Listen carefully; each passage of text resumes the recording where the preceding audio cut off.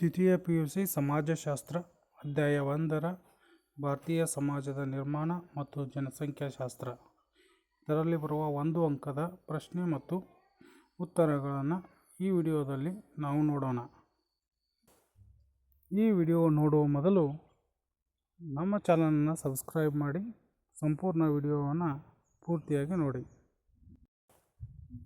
ಈಗ ನೋಡೋಣ 1 ಅಂಕದ ಪ್ರಶ್ನೆಗಳು ಮತ್ತು ಉತ್ತರಗಳು.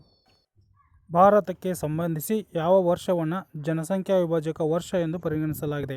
ಉತ್ತರ 1921. ಭಾರತದ ಸಂವಿಧಾನದ 8ನೇ ಅನುಸೂಚಿಯ ಪ್ರಕಾರ ಎಷ್ಟು ಭಾಷೆಗಳನ್ನು ಅಧಿಕೃತ ಭಾಷೆಗಳೆಂದು ಘೋಷಿಸಲಾಗಿದೆ? ಇದಕ್ಕೆ ಉತ್ತರ 22 ಭಾಷೆಗಳು. ಭಾರತವನ್ನು ಪ್ರವೇಶಿಸಿದ ಮೊದಲ ಯುರೋಪಿಯನ್ ವಸಾಹತುಶಾಹಿ? ಉತ್ತರ ಪೋರ್ಚುಗೀಸರು.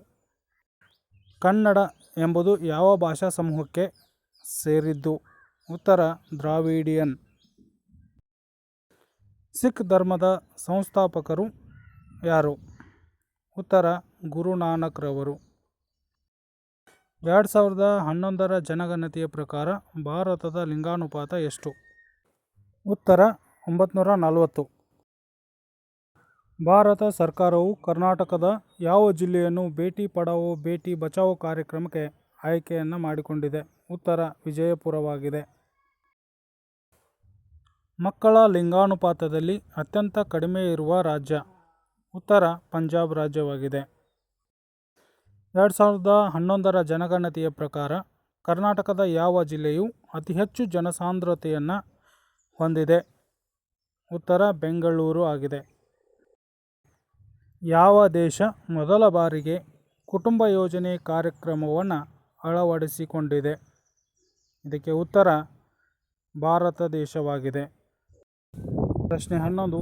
TFR ವಿಸ್ತರಿಸಿ ಬರೆಯಿರಿ.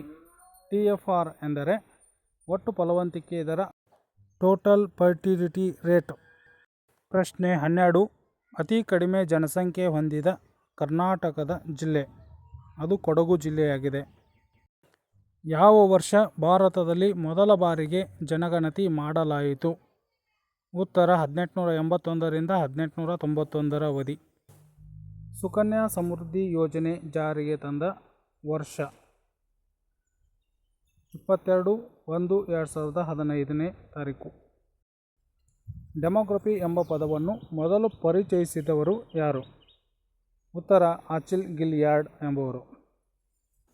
ಭಾರತಕ್ಕೆ ಕ್ರೈಸ್ತ ಧರ್ಮವನ್ನು ಪರಿಚಯಿಸಿದವರು ಡ್ಯಾಶ್? ಸಂತ ಥಾಮಸ್ ಮತ್ತು ಸಂತ ಬಾರ್ತಲೋಮ್ಯೂ. ಸಿಂಧೂ ನಾಗರಿಕತೆಯ ಮುಖ್ಯ ಬಂದರು ಡ್ಯಾಶ್? ಲೋಥಲ್. ಭಾರತದ ಅತ್ಯಂತ ಪ್ರಾಚೀನ ವೇದ ಋಗ್ವೇದವಾಗಿದೆ. ಭಾರತದ 2 ಮಹಾಕಾವ್ಯಗಳು ಡ್ಯಾಶ್ ಮತ್ತು ಡ್ಯಾಶ್? ಉತ್ತರ ರಾಮಾಯಣ ಮತ್ತು ಮಹಾಭಾರತ ಕಾವ್ಯಗಳು. ದ್ವಿಜ ಎಂದರೆ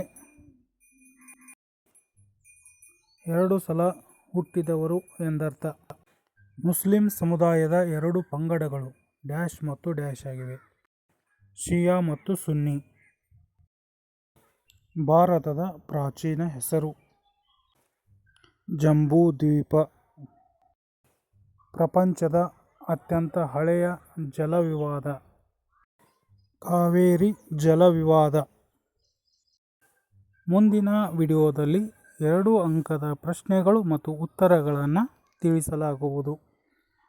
ವಿಡಿಯೋ ನೋಡಿದ್ದಕ್ಕಾಗಿ ಧನ್ಯವಾದಗಳು.